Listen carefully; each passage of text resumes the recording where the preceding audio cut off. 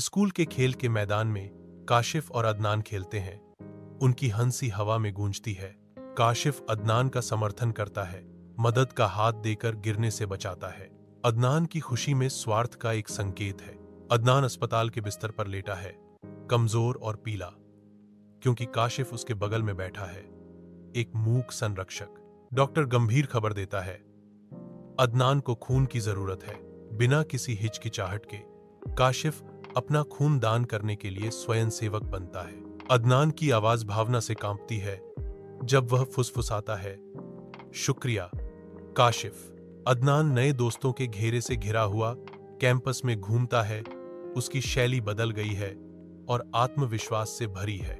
काशिफ अदनान के पास जाता है, लेकिन अदनान मुड़ जाता है, अपने साथियों के साथ भीड़ में गायब हो जाता है। काशिफ अकेला खड़ा है।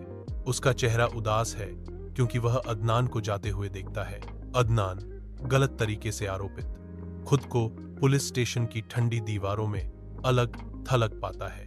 उसके नए दोस्त गायब हो गए हैं, जिससे उसे अकेले ही तूफान का सामना करना पड़ रहा है। निराशा उसे अभिभूत कर लेती है और आंसू उसके चेहरे पर बहने लगते हैं। एक निराशाजनक आशा के क्षण में काशिफ की आवाज अंधेरे को चीरती है, अदनान, मैं हूं काशिफ, घबराओ मत, मैं सब कुछ संभाल लूंगा। अदनान और काशिफ पार्क में बैठे हैं, पत्तियों से छनकर आती धूप। अदनान कहता है, मुझे माफ करना काशिफ, मैंने तुम्हारे साथ बहुत गलत किया है। काशिफ जवाब देता है, दोस्ती का मतलब अस्थाई साथ नहीं, समय पर साथ देना होता है। अदनान को अपनी गलती का एहसास होता है और वह काशिफ को गले लगाता है।